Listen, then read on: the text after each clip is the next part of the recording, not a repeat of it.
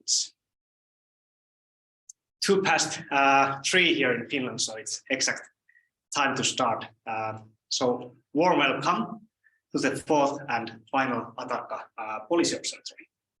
I'm very delighted to see so many familiar faces behind the Zoom cameras, as well as new faces as well.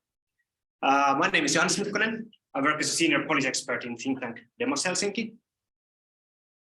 Sorry, do we have some problems? Can you hear me well? Yes, you can hear you. Okay, great.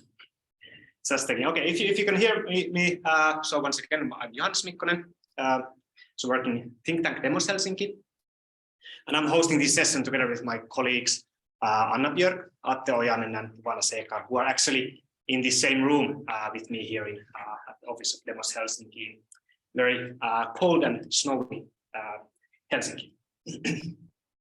Last 2 years, we've been working in this Horizon project called ATARCA, which is funded by the European Commission and led by Aalto University. We have studied and explored the possibilities to renew our socioeconomic models via utilizing distributed ledger technology, DLTs. This has meant, for example, in the practice, developing use cases of shareable non-fungible tokens that has been incentivizing data sharing among, for example, shopkeepers in Barcelona. This may sound a bit technical and or maybe also complicated, but we found this very important project for 2 reasons. First of all, despite the fact that our global economy is increasingly based on the data and digital goods, our socioeconomic models and practices haven't been shaped or updated to be fit for digital age.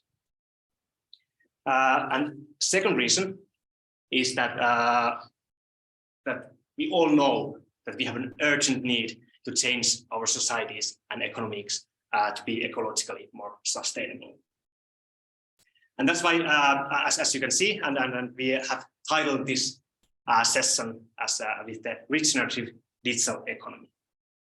That refers to the 2 things: economy that's based on ecological regeneration, so meaning that we give back nature instead of extracting natural resources for eternal growth, and economy that's based on social regeneration, so people and communities have capabilities, have ownership and autonomy, independence to commit to the economic development how they want. Once again, welcome. Maybe for the beginning, a couple of practicalities. So let's be muted when we are not talking, and let's use this chat function of Zoom for remarks, questions, comments throughout the session. When we are speaking, please use headphones with the microphone if you can. That makes the sound quality better. And then we will also ask your contribution and your comments in Mentimeter later on, but we will give instruction for that for sure.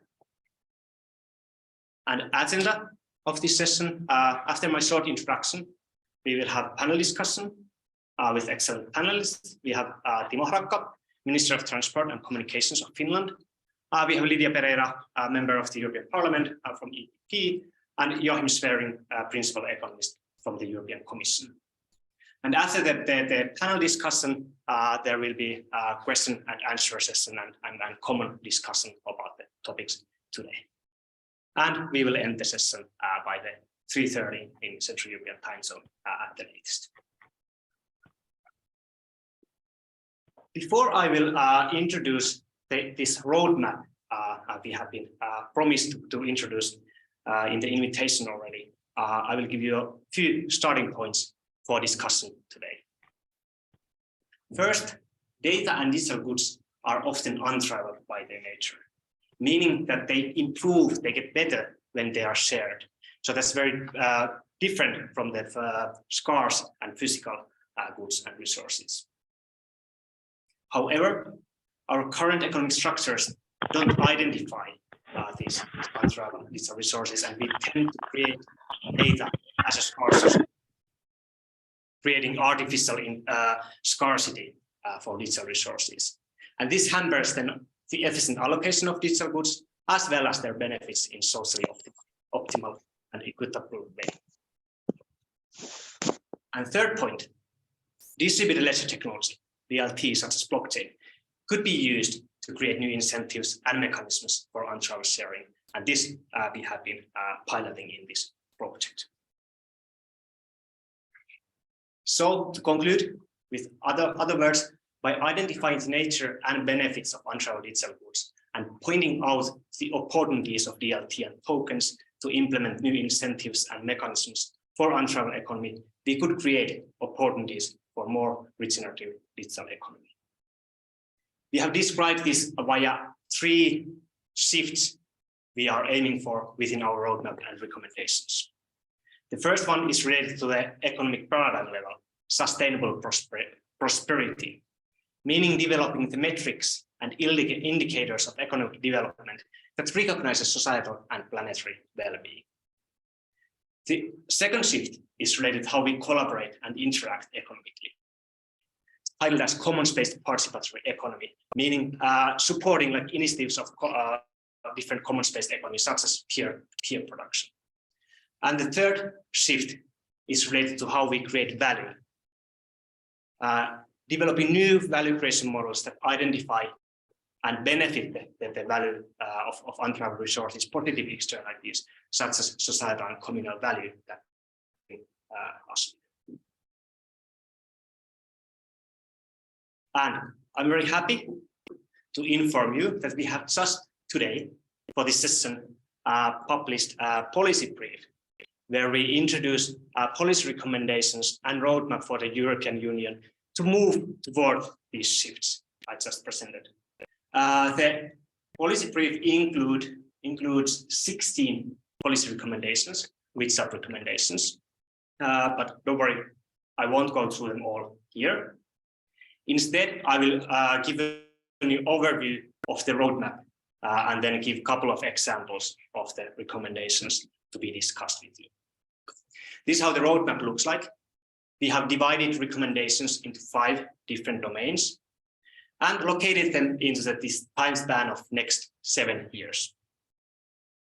I will go now through these 5 domains and then give 1 or 2 examples out of each of them. And let's start with the first domain, which is related to economic paradigm level and titled as Regenerative Economy Agenda of the EU. This means incorporating values, conditions, and approaches of commons-based economy into the digital and economic agenda and policies of the EU, as well as then experimenting with new governance methods and models for regenerative digital economy. Example of the recommendation here is untraveled should be recognized and embedded in economic visions and policies of the EU in cross-sectoral approach. And here untraveled should be understood and approached broadly as perspective connecting data commons, public goods, cooperatives, open source resources, Industry 4.0 development, and sustainability issues across policies and societal sectors. The second domain moves us towards policy instrument level. It's titled as Socio-Technical Research and Innovation Investments.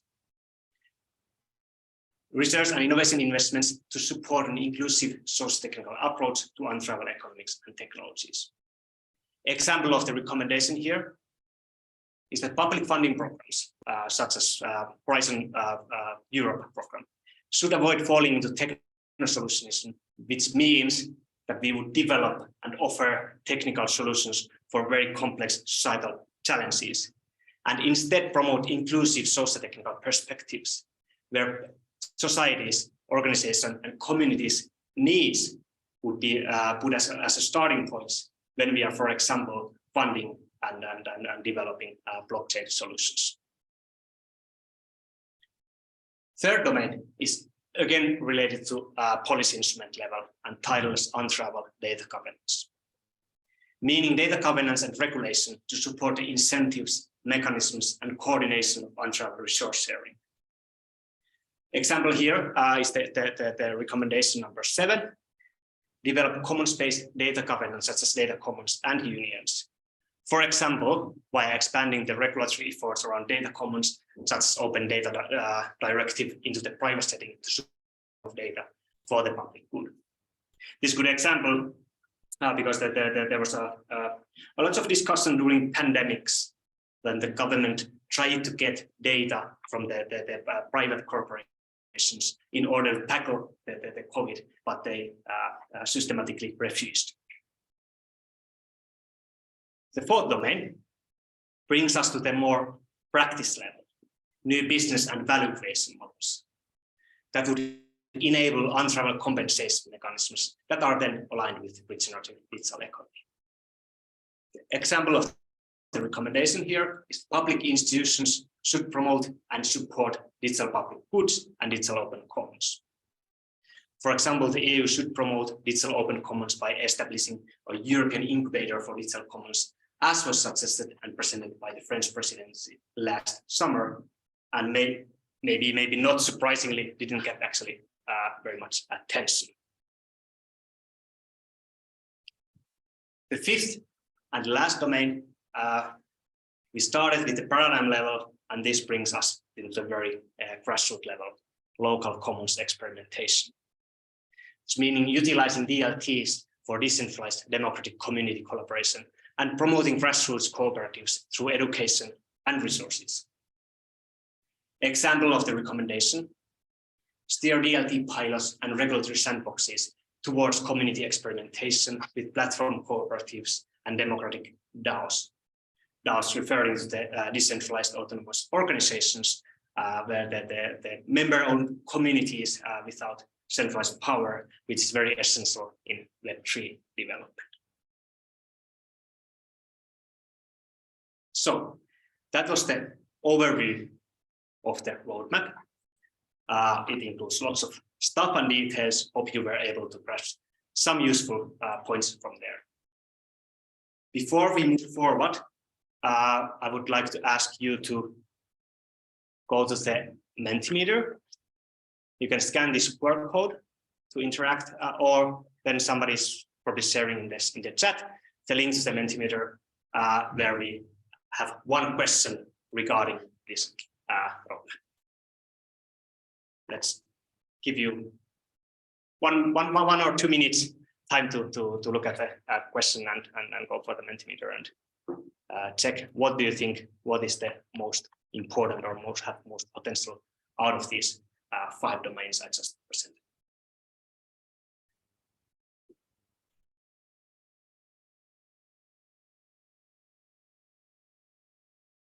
Maybe one if you can share the screen.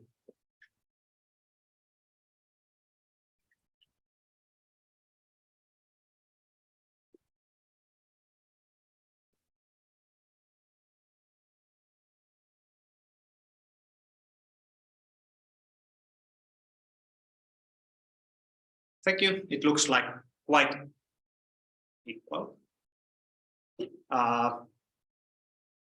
There are maybe, yeah, the local common experimentation and untraveled data governance are maybe the most important or has the most potential among you.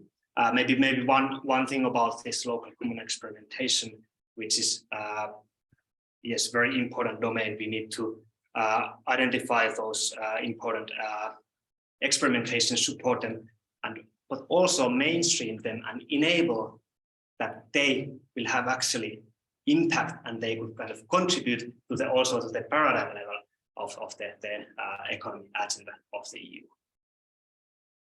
And untraveled data governance, it has been like identified very important also in the Commission policies or the EU policies. We have seen like lots of data and digitalization related regulation coming out from there. There we are highlighting the importance of identifying the anti-rivalry of that. But thank you very much on my behalf. Next, actually, I would like to introduce give floor to my colleague Atte Ojanen, who will introduce our panelist, and we'll start hosting the panel discussion. with three excellent panelists, and all of those people are actually in the position where they could promote and the implementation of these recommendations, why I found this very inspiring and important panel discussion. So thanks on my behalf, and Atte, please, floor is yours. Thank you, Johannes. So as said, we have a great panel discussion about the start here, and a great set of panelists. So first we have Timo Harakka, who's the Minister of Transport and Communications here from Finland, member of the Social Democratic Party. We have Mrs. Lidia Pereira, who's member of the European Parliament and part of the European People's Party, representing Portugal and Partido Social Democrata. And lastly, we have Joachim Sverrin, who's a principal economist at the European Commission, specifically the DG Grow. I believe at least Mr. Harakka and Mrs. Pereira might be a bit pushed for time, so we will start off with you. So to start off, Mr. Harakka, as the Minister of Transportation, you've also recently published a book on data capitalism. So I wonder, how would you kind of describe the trends or challenges, opportunities regarding data economy you see currently in Europe from your experience? You've also recently acted as the chair of a working group of ministers working on digitalization and data economy here in Finland. So very keen to hear your thoughts and reflections on this.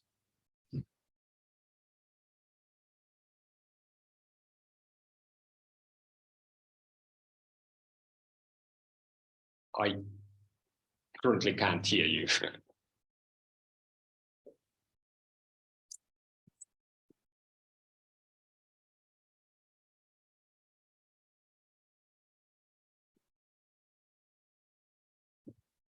Slight technical difficulties.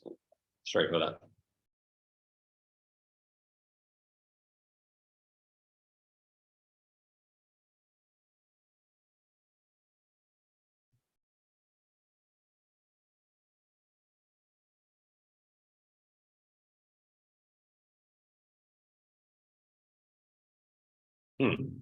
Well,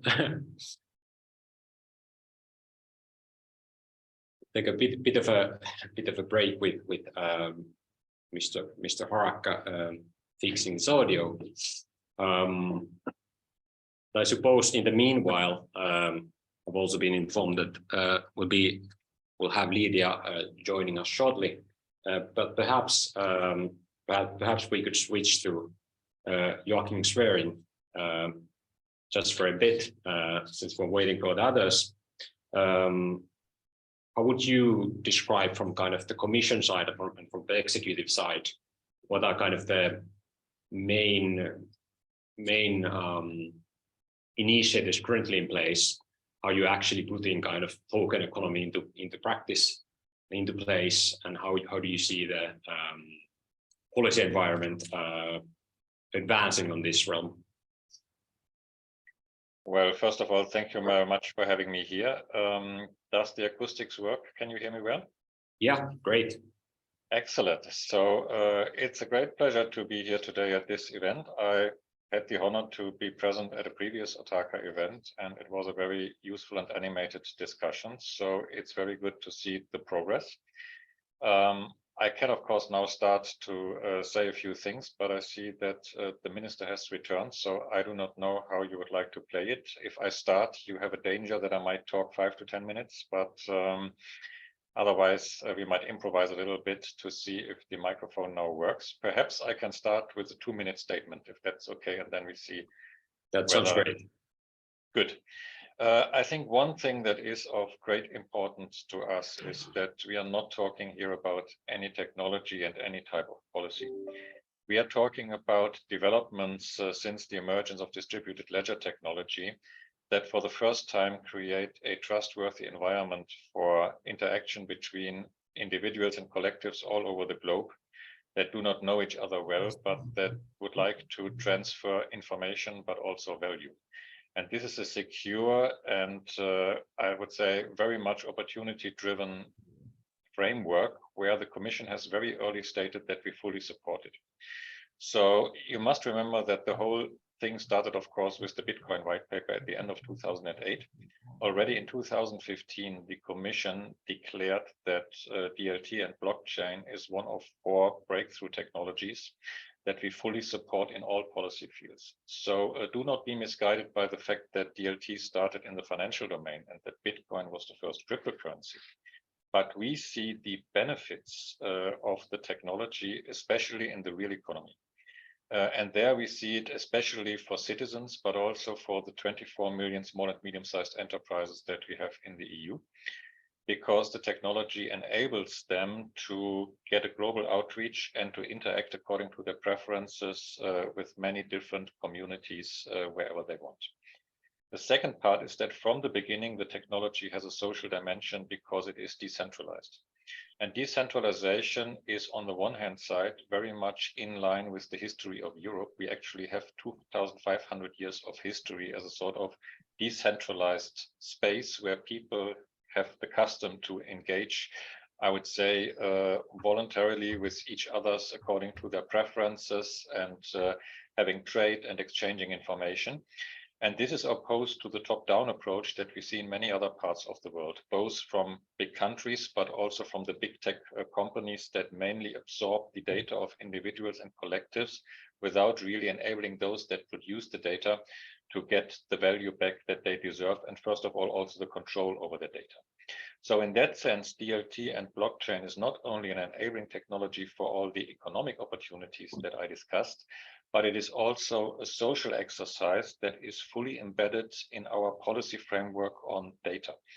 And one thing, and perhaps there I should stop because I see that the minister is ready for his intervention, it seems, is that our work in the Commission in this cycle did not start with the digital finance strategy, where, for example, the MiCA regulation and the work on the pilot regime for DLT infrastructures is embedded, but it actually started with the data strategy.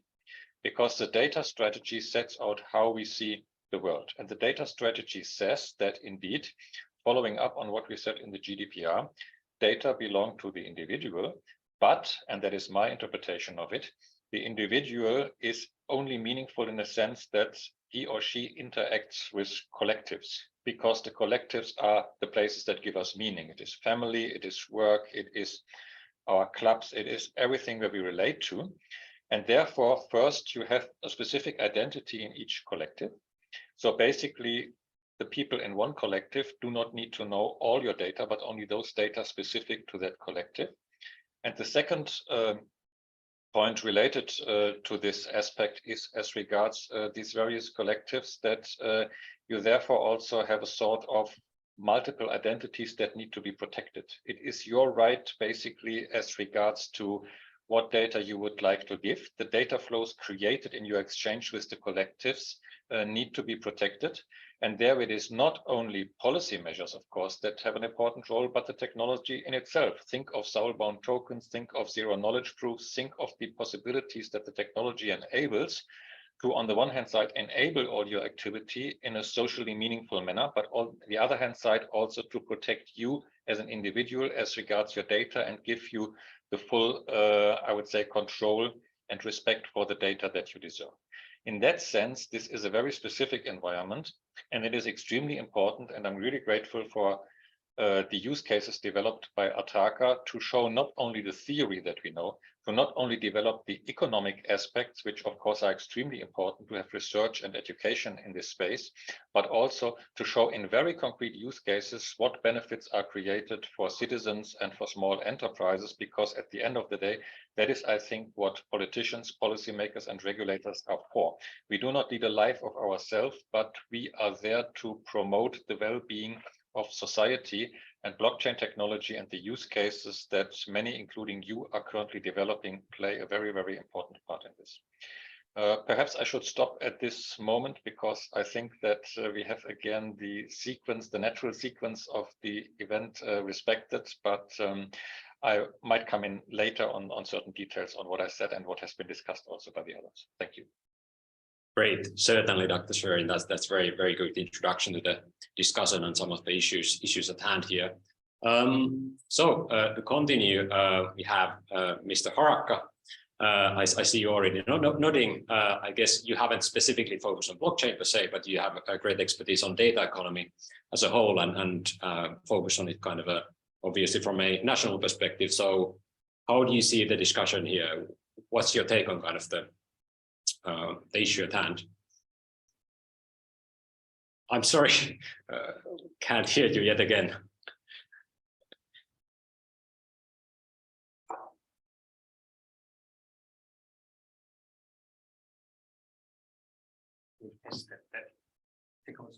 Can you hear us now? We can hear you now, great. Okay, thank you. So there was an issue with the setup, but thank you for your patience, and thank you very much, Dr. Schwerin, for your remarks that I think very much paved the way of what I have to say. Thank you very much, first of all, of putting together this important policy paper and organizing this discussion as such a important topic and discussion. Some of the themes, as it was mentioned, have been dealt with in my recent book called Data Capitalism in the World of Crisis, which is to be published in English in a week or two. So if you're interested from a sitting minister's perspective of this field, which is not that often what you hear, so I think hopefully that's a contribution. And as you might be well aware, Finland already has a relatively long history in promoting data-driven societies. We advocate a global data economy that respects rights and its responsibilities by enhancing transparency and trust in data. So we anticipate that the Council of the EU will enter into agreement this month on its position regarding the Data Act. That was finalized to 5 key legal acts of the European Union, which we call the Big Five. And these should respond to the challenges of digitalization and datafication and would give us the power as society and governments to have our say in the development. So focusing on the possibilities surrounding anti-rival tokenization.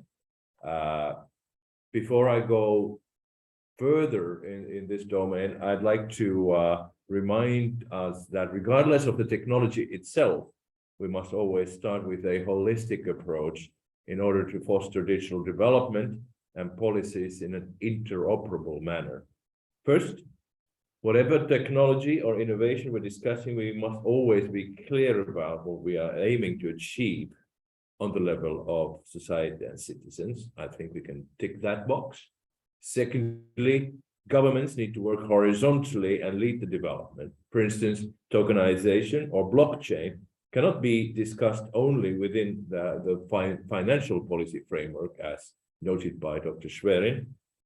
It's more as a part of the framework for industrial, digital, and data policies and data sharing solutions. Tick that box. And thirdly, whatever we do, trust and security always come first. This is vital not only for the functioning and resilience of our systems on a technical level, but also for acceptance from the perspective of citizens.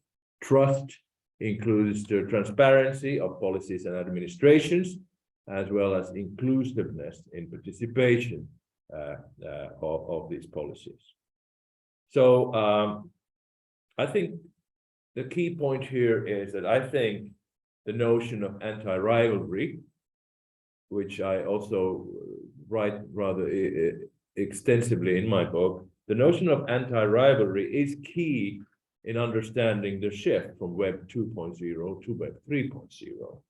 We should note that tokenization and various blockchain technologies are closely linked to the decentralized and distributed data management structures. So if we plan to establish a joint infrastructure for data economies and digitalization involving tokenization, it's clear that the stability of these structures must be guaranteed. So most likely, tokenization will be developed alongside traditional solutions. And obviously, tokenization is central to the virtual worlds of the future, such as metaverses. And in this respect, we are eagerly waiting EU communication regarding virtual worlds that could map out how the European Union and communities could take the lead in this phenomenon in a way that allows room for innovation instead of large technology companies creating their own metaverse environments and define the technical standards and protocols of these environments. I think this certainly would be a step backwards. We would risk ending up being locked into certain services and weakening competition innovation. So from the point of view of developing data economies, smart contracts, electronic ledgers could be seen as important tools for data sharing. So we can see that there's a benefit to having rules that support data sharing and access. So therefore, I want to underline the importance of interoperability, which is key for innovation and competition, and also for building resilience within digitalized societies and services. To sum up, I think we all share an interest in developing open standards and using digital commons, by which we mean open solutions, practices that go beyond mere open code and even open agreement models. So it's very important to enhance interoperability and open access to solutions and innovations, as well as promoting more democratic and citizen-driven development. So I'm really happy to see the present discussion becoming an integral part of the discussion solutions regarding data sharing, as well as regarding the metaverse and Web 3.0. So human centricity is the key. It's important not only to focus on what virtual metaverses will deliver, but also how they will be delivered to people and by the people. So individuals should have access to and control over their data, which is essential for building trust in new digital solutions. And many people might know that that kind of approach is embedded to the Finnish solutions on data governance all the way back from 2014, when the MyData.org was started in this country. So there is a tradition, and I think a great future in front of us. Thank you very much. Great, thank you, Minister Harakka. Great insights, and we're looking forward to follow-up discussion on this. We now should have Mrs. Lidia Pereira joining us, as mentioned, as a member of the European Parliament, from the European People's Party, representing Portugal and Partido Social Democrata. And you've been a member of the European Parliament since 2019, a member of the Economic and Fiscal Committees, working on issues such as taxation, and you've recently also focused on cryptocurrencies as one of your areas. So would be very much keen on hearing your side from this as kind of the, I suppose, third block here in terms of the Parliament and the people's voice in a sense. So how do you see these issues being reflected on the European Parliament and the upcoming legislation we might have coming from that side in terms of Web3 or cryptocurrencies? Hello, good afternoon. And first of all, thank you very much to ATARCA Consortium and its members for the kind invitation for this high-level discussion. And let me also give a special word to Minister Harakka and Schwerin that shared this interesting discussion panel. So first, I would like also to take the chance to congratulate ATARCA for the interesting study and topical recommendations for a roadmap for a regenerative European digital economy with the horizon on 2030.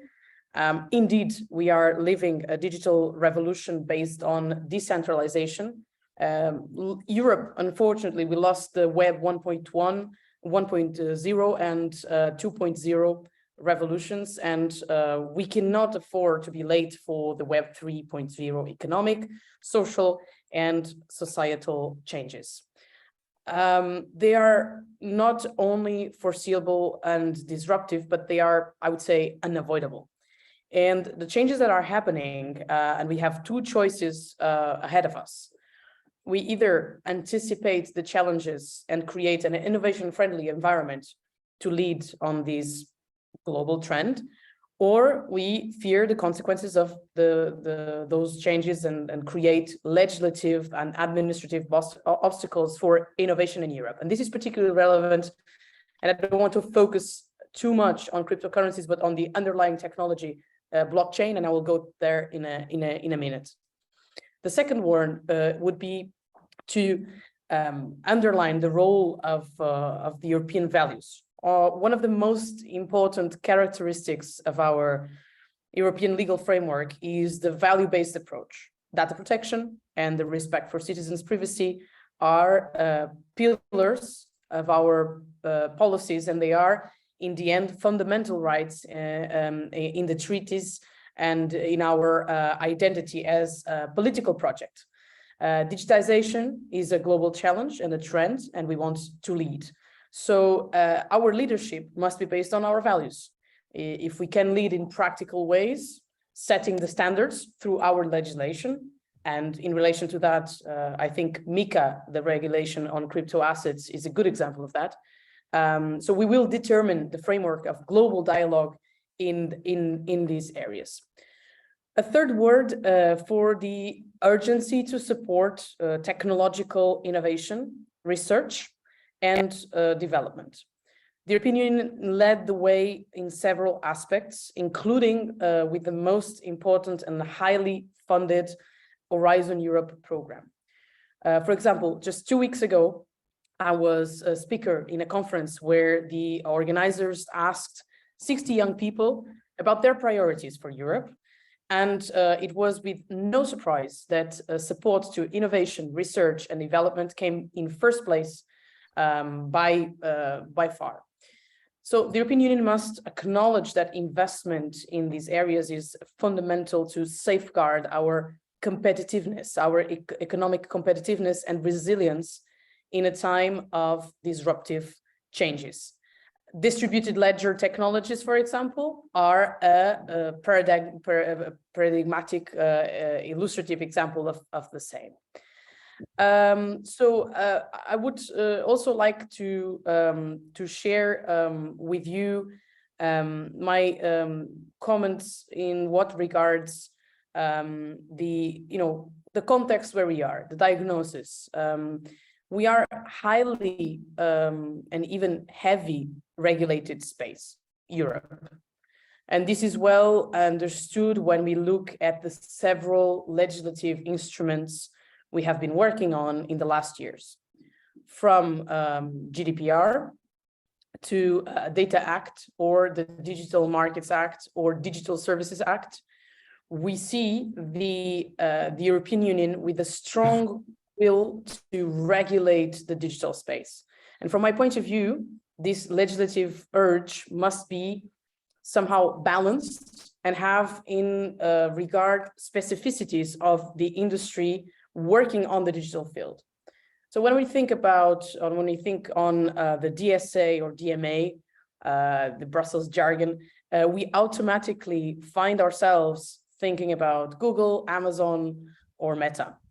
The truth is that we have to have a legal framework in place to guarantee that these companies operate in Europe within the boundaries of our values. Nevertheless, it is important to have in mind that from the 10,000 digital platforms operating in Europe, more than 90% are small and medium-sized enterprises. So in my point of view, we have rules that are adequate for the challenges we are facing. And my three key priorities are proportionality, responsibility, and coherence. Proportionality in the sense that these rules must not represent administrative or legal obstacles for innovation and services that are being provided to Europeans in general. And I think bureaucracy in this regard is a major threat to our competitiveness. This is also linked to the new technologies that are underlying the innovation on cryptocurrencies, for example.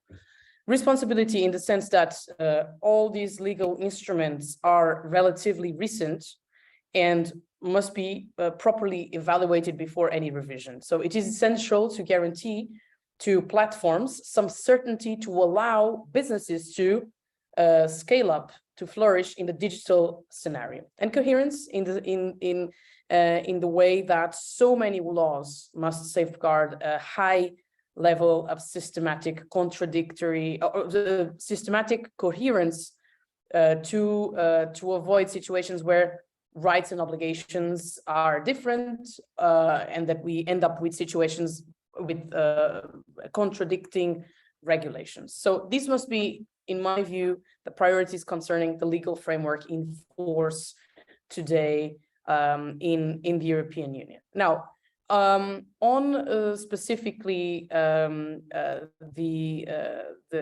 concerns on data economy and blockchain and so on, I think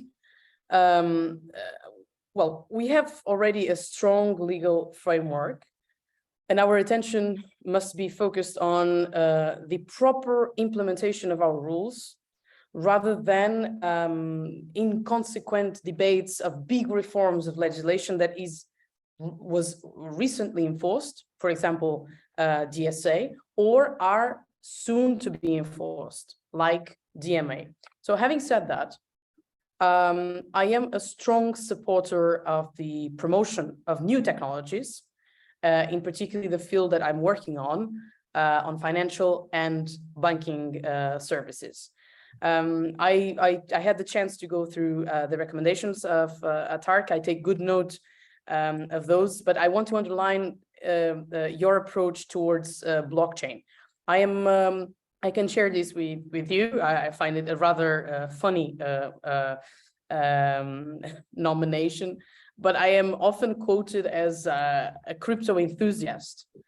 But in fact, I am a blockchain enthusiast. The fact is that recent revelations and scandals are somehow mining or undermining the reputation of crypto assets, but that cannot lead to a stigma on the technology behind, but that is blockchain. So I agree with your calls for the support for solutions based on blockchain and for other areas. And I can give you an example. We are currently discussing a rather complex file, the Corporate Due Diligence Directive. Political groups have very different views on traditional matters, such as the scope of the directive. I alerted for the fact that we are developing also in Europe blockchain solutions to help strong due diligence processes. So with this, I'm not saying we are eager to legislate on the matter. I had the opportunity to lead a report on the use of new technologies on taxation, and I tried to point out that the debate on this matter must be wider than the traditional what to tax. So I propose to call on member states to apply blockchain solutions to modernize national tax systems and to make the life of citizens and companies easier when it comes to tax procedures. And that is only another example of a good use of blockchain technology, of an innovative technology. So from my point of view, and I will conclude with this, my introductory remarks, the European Union must safeguard a strong pillar on innovation that is technological neutral. If we are eager to legislate on realities that are emerging, we can be creating obstacles for innovation. And innovators and companies find other places to thrive and then to create jobs and more opportunities. So on the contrary, I stand for an EU that is neutral, that supports innovation, and that waits and sees to regulate with a proper reflection and strong impact assessments. So these were my brief comments that I wanted to leave you with, and I stand available for any question you may have. And thank you very much for inviting me once again.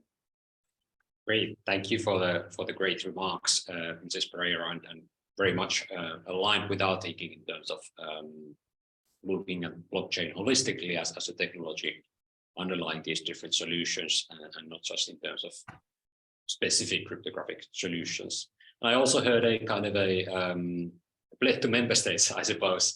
So I wonder if Minister Harakka has any reflections on that in terms of what is needed from the national space, and how do you reflect on the remarks by Mrs. Pereira? Thank you very much. What I see is that we don't have much and should not have much national space on these issues, but we need to govern data and blockchains and all the new technology in an international space. And ideally, we would have a global regime,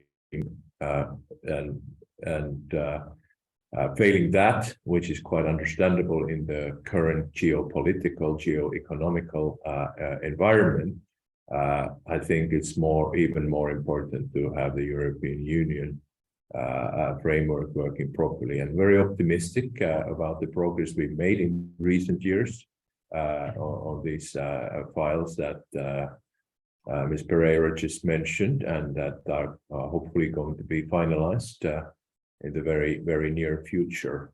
But there's life beyond that, as you mentioned. There's a lot of new dimensions, and we are currently going through in Finland to find out what kind of legislative needs we need to take into account when we are entering from Web 2.0 to Web 3.0. How much legislation needs to be changed? How many statutes will be more or less stay the same? This is exactly the review we are going through in the national level, but I suppose this will be also something that needs to be dealt with in a more international environment. A world without middlemen will be quite different, but someone still has to bear the responsibility for citizens, consumers, and society, and this certainly is the challenge presented to the legislature. But I'm certain and I'm optimistic that we'll be able to make smart decisions, but the discussion is only starting, and it's great to be part of it. Great. Well, we're looking for those solutions together. Any reflections from Dr. Swearing from the perspective of those EU-level solutions and policies and the legal frameworks in place? How well placed do you think EU is on this matter, and what was the kind of path forward set by Commission in a sense? I think that the European Union, and I mean all the institutions, are very well placed to bring this discussion forward. I noted that within the Commission already in the very first meeting that we had on blockchain, that must have been around 2015 or so, when it was amazing how many different services, not only those that you would expect, had knowledge about blockchain, and all shared the positive view towards developing the opportunities of the technology, as we have discussed before today. And I think Lydia Pereira has correctly mentioned the MiCA regulation. Now, this is financial regulation, but in a way it is not. And I think personally that the MiCA regulation is in a way revolutionary, because you should not see it from the end of the stablecoins, but you should see it from the main part, which is the utility tokens, which is the reversal of the burden of proof towards national regulators, which is all the exceptions. And don't forget that this is a regulation that has actually been made for middlemen, because that is what financial regulation does. For that, it is extremely liberal, but also in a way, it is, in my opinion, the end point, because traditional financial regulation has grown from top down. because we are dealing with mature markets, we are dealing with a slow pace of innovation, we are dealing with a limited number of incumbents. It's the complete opposite that we are facing in what we should call a Web3 environment. And I was very happy to see also from what Minister Haraka says, and it's impressive that he is so knowledgeable, has written a book about this, also from the parliament. We have the people here, which you do not find in many other places in the world, that at this level have that knowledge about the technology and speak actually about the true Web3, because there's also a fake Web3. There are many players in the Web2 environment that would like to sell us their version of Web3 as the version of Web3, but their approach, driven from top down, a big tech approach, is not compatible with what we see as our European values. And therefore, I would say that it is very important when we discuss the blockchain space. And I agree with Lydia Pereira that it is not so much about crypto. It is, as discussed before, on blockchain. And this is what we said from the very beginning. We cannot get lost in all the hypes and wording on DAOs, on NFTs, on DeFi, on metaverse, on all the very valuable things that are there. We need to identify the underlying structure in this discussion, and that is the decentralization. That is the discussion of how collectives act and what the liability, but also the interaction of individuals in a collective mean, how that can be reconciled with civil law, how that can be regulated, especially self-regulated. In places where you do not have the traditional intermediaries, you do not have traditional regulation, which identifies people by name and location and then attaches risk on them and waits until something goes wrong to then grab these people and that it's your fault. The moment that you enter in this space, you change your mind frame. You become part of the collective, and therefore this whole notion of, first of all, let's look where the problem is, let's look where the blame is, changes and moves towards the opportunity-driven approach. But this is also a responsibility for those people developing the space and that I very often try to explain to the most radical innovators in the space. You do not live on a different planet. You still live on this planet here. So you have a social impact. You use resources. What you do has spillover effects to other people as well. And therefore, while it is very good that you bring forward your new business models, and I agree that we should stimulate them as far as we can, we need to remind you that there are boundaries to what can be done in a society, and these boundaries have to be met. Now, that is a very long-term discussion. That is something where I think Europe is very much advanced if I see it to other parts of the world. Also, the usual suspects, I would say, the very big parts of the world, they are looking at us.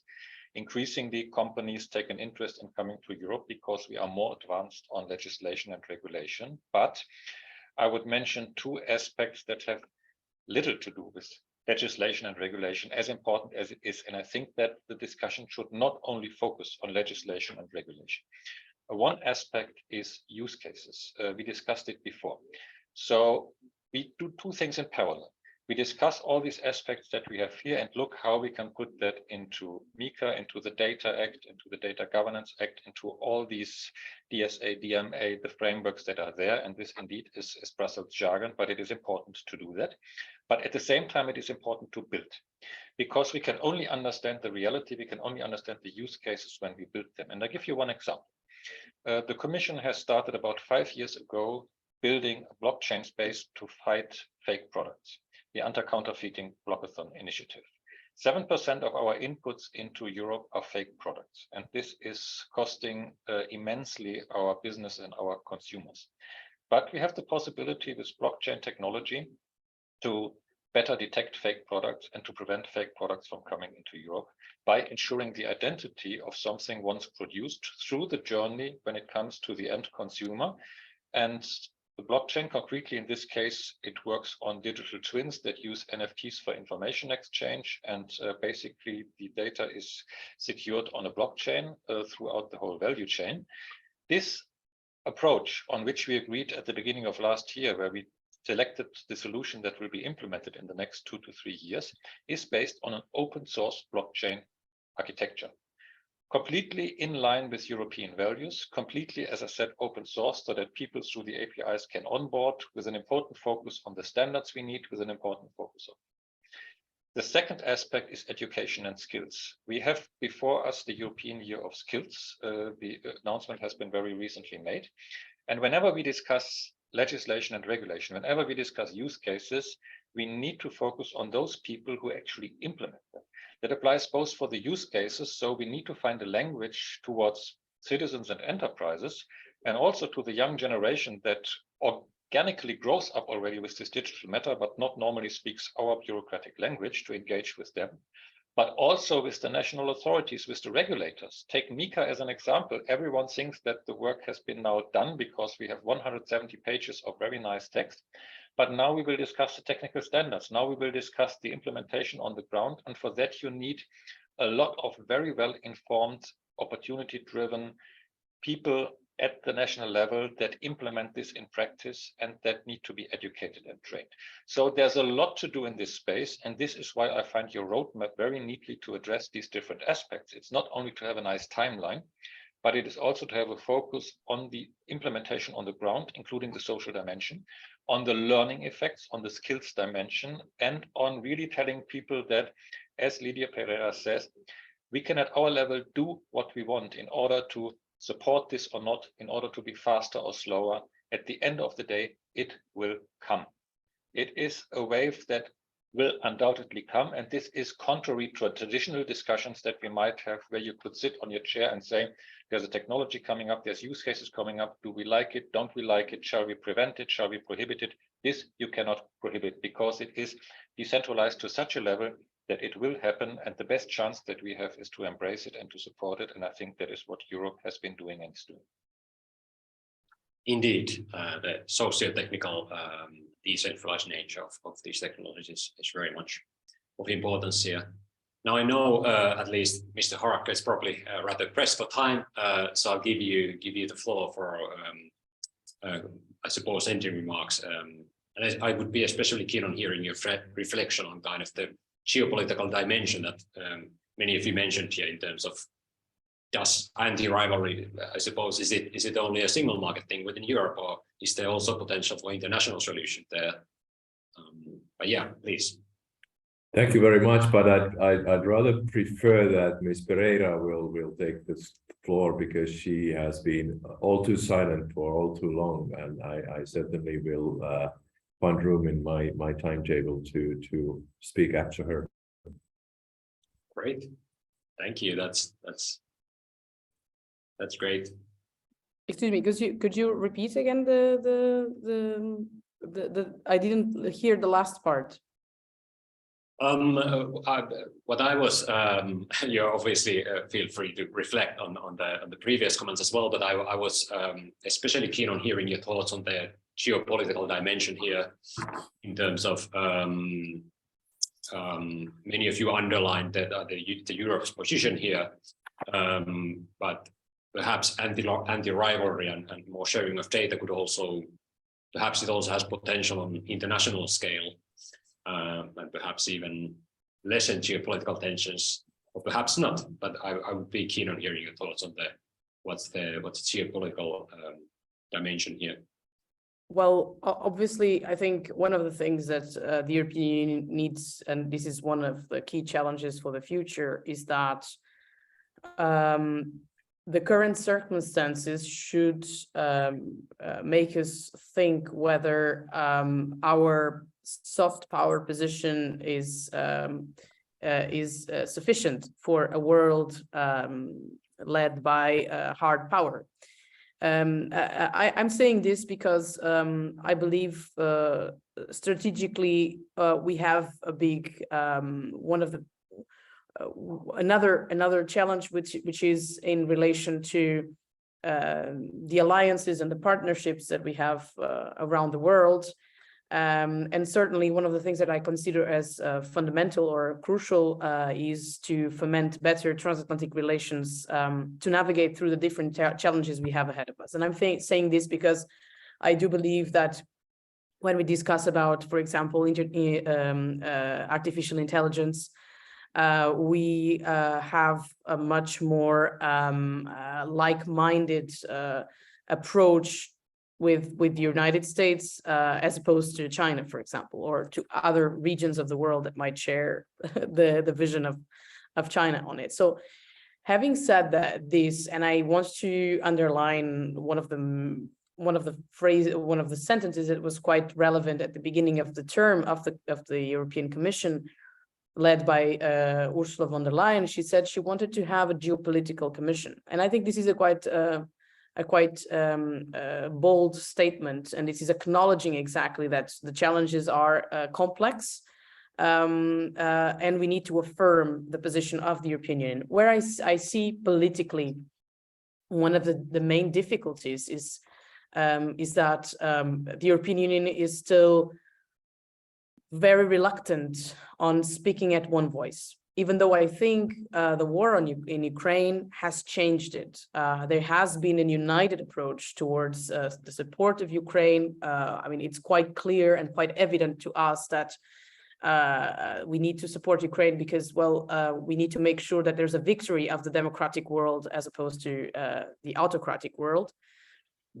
So this is one good element, despite the circumstances for the Ukrainian people, but in terms of the affirmation of the geopolitical position of the European Union, it is very important that we will be able to speak at one voice, because if we keep on, insisting on certain unilateral or bilateral approaches, I don't think we will be in a position to succeed. And let me make this remark. When we see, for example, the Chancellor of Germany going to China after 2 years of pandemic, well, the Chancellor of Germany is a European leader. This sends, in my view, very erratic signals to the world. What is exactly the position of Europe on these on certain matters?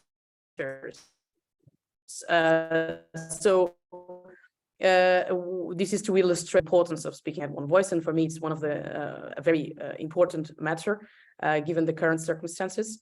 And this obviously is relevant for the other dimensions of our democratic societies.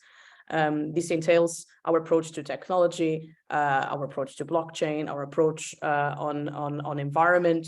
But there's certainly this effort that I would like to see from the European leaders. And when I'm referring to the European leaders, I'm not referring to the European institutions leaders. I'm referring to the prime ministers and to chancellors and heads of state, because we need strong European leadership on that front. And obviously we also need stronger European leadership, as I think we have at the European level.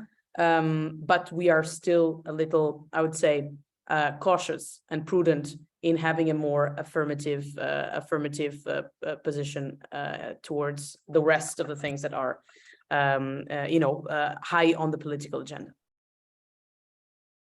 Wonderful. Well, now any reflections from Minister ATARCA on the geopolitical dimension and the European leadership on this space? Thank you very much, and very pertinent observations by Ms. Pereira on this issue as well. What I think is really important is that we, as has been pointed out during this discussion, is that we are creating an entire framework for Web 3.0, which is going to be a very strong alternative to or even improvement on what we've seen so far.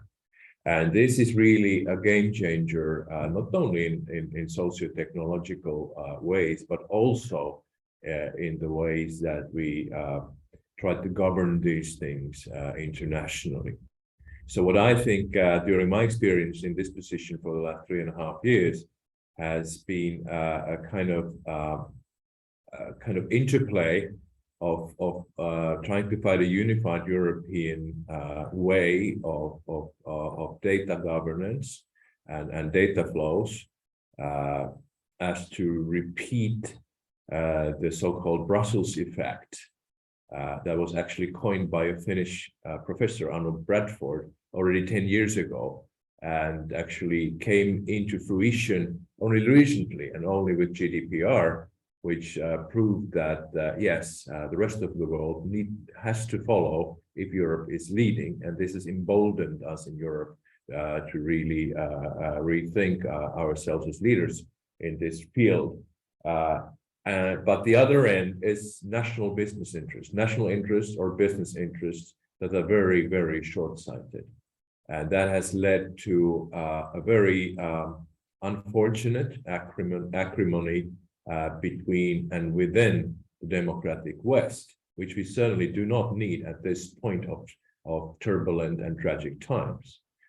So I'm very worried about the threat of a trade war between US and EU, and it seems that there are less unifying elements between in the transatlantic cooperation that there should be. So very much, I very much wanted to see whether we could find a common ground here.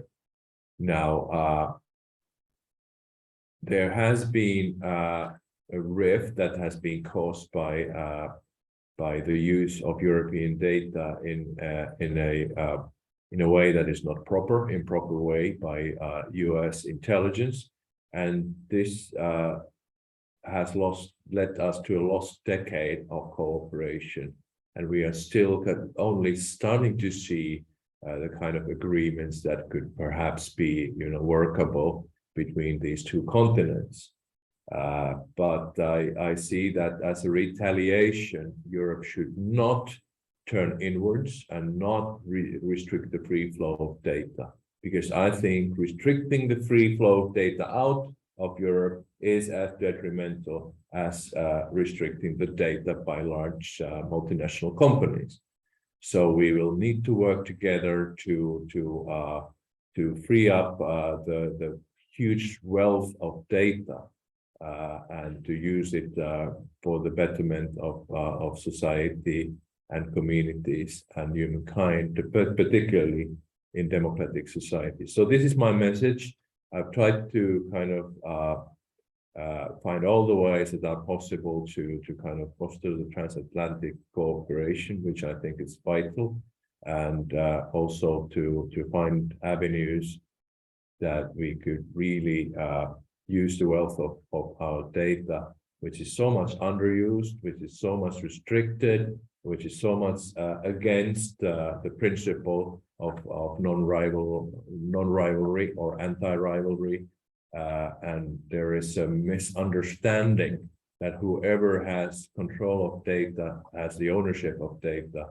And we really need to correct this, and we need to do this in an international regime. Thank you very much. Great, thank you. That's certainly inspiring. Now, I believe there's some. I unfortunately can't see the chat myself, but I believe there's. Okay, Lydia has to be leaving. Thank you for your great remarks. Very much. Thank you. Thank you. But just lastly, if there's any questions from the chat or otherwise through Mentimeter, I'd be very glad to hear them. You also please feel free to open your mic if you still have questions for say Dr. Schwerin and perhaps Mr. Harakka as well if you have time for any closing remarks.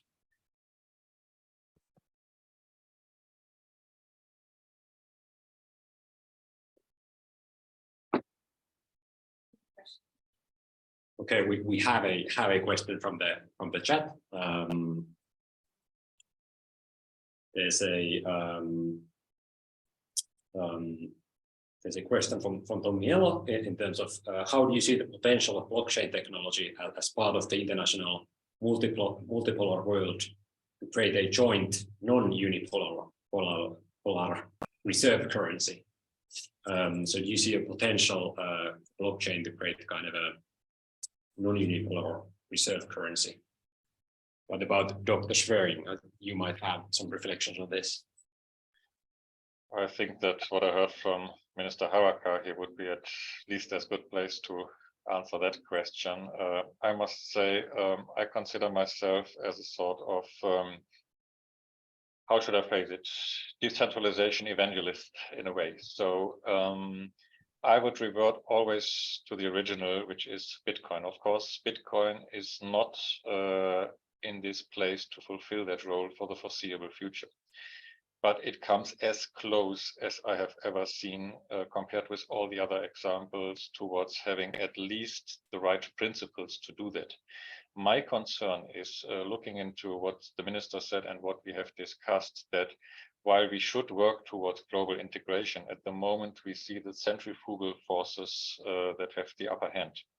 And my personal take is that in the next years, this will not get better, quite to the contrary. When I look at how the world is developing, how not only the biggest countries, but also a large part of countries outside Europe are positioning themselves in current political contexts, there is little hope of having a sort of high-level political agreement on finding concrete regulatory standards. On the other hand side, we see that the technology as such is already helping a lot those people in difficult situations where the conflicts are on this globe.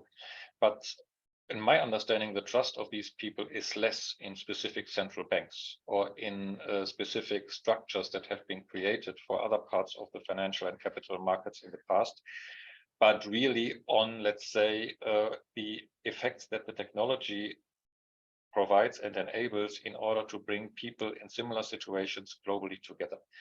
And the more that there is not a condensed power structure, but a distribution of power and control, which is truly decentralized, the more I see the power for this type of currency system coming up. But honestly, I would, as I don't see at this moment the realization of this, I would not see a need for having specifically one reserve currency that fulfills these principles, because the whole idea of the decentralization space, the whole idea of having all the various social and inclusive effects is not to have a sort of uniform, again, nearly communist approach towards the world, to have the one big silo, but to have alternative solutions that work satisfactorily for the people that want to apply these technologies and move that forward. And at the end of the day, there will be a sound interplay between them to improve them, to make them better, and to evolve them further.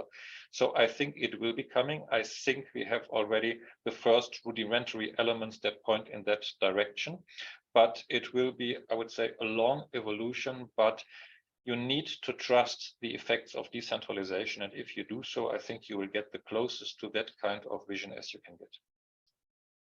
Indeed. Any last reflections from Minister ATARCA's side on this question? I wonder if there were any other questions that we might also deal with, because I think Dr. Schwerin answered this very meticulously, had nothing to add. All right. I believe we don't have further questions from the chat. But if that's the case, I think we're happy to close the discussion and move forward on to the closing remarks from our side. So thank you for the great panel discussion. It was very pleasant to hear your reflections on this, and we hope to see our recommendations go forward on your tables as well. So thank you.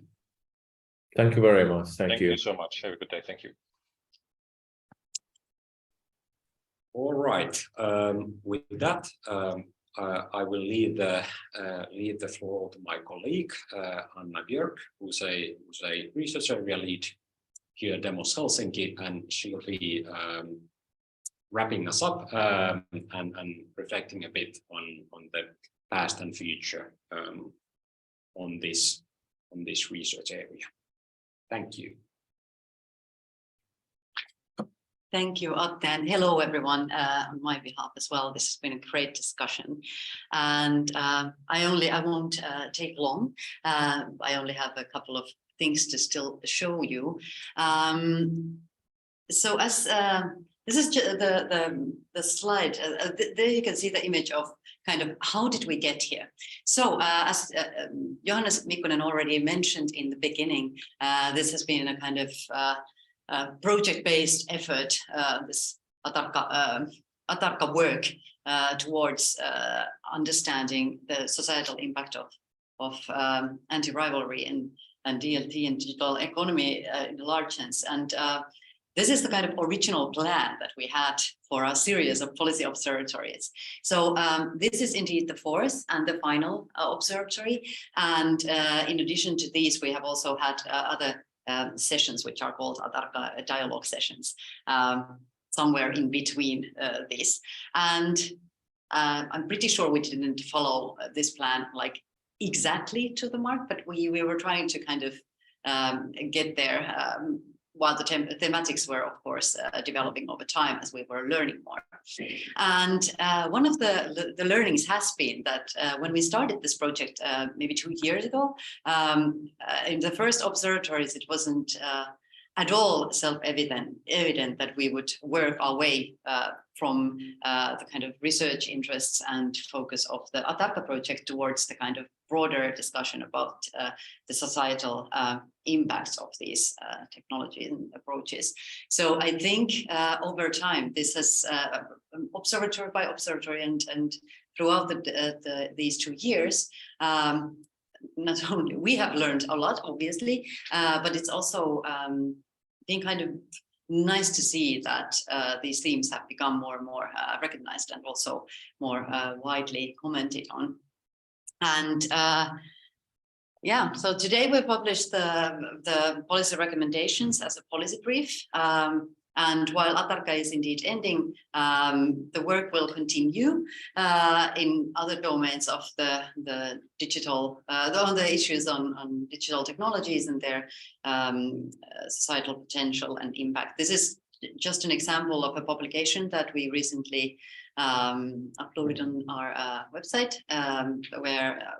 which also reflects partly ATARCA's work, but also the work that we've been doing in different projects funded by both Horizon Europe, but then also other funding instruments, and thinking about these impacts from the perspectives of different technologies and also, for example, in the domain of democracy. And this is also then something these projects will continue in our research here at Demos. So one of the projects that just started is the Knowledge Technologies for Democracy since February 23. And then also this Community project is another one which will continue for several years still. And as a very kind of immediate and very ATARCA related thing still, I would just like to remind you to join the hands-on developer sessions tomorrow, Friday, 10th of March. And you can find more information about these and of course about the ATARCA's main findings and messages in the ATARCA website there.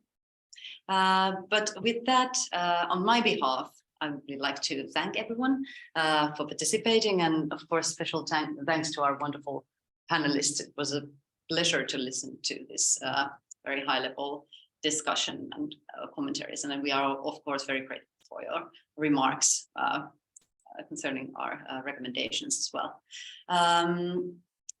So this would be the wrapping up of this final ATARCA Policy Observatory with warm thanks.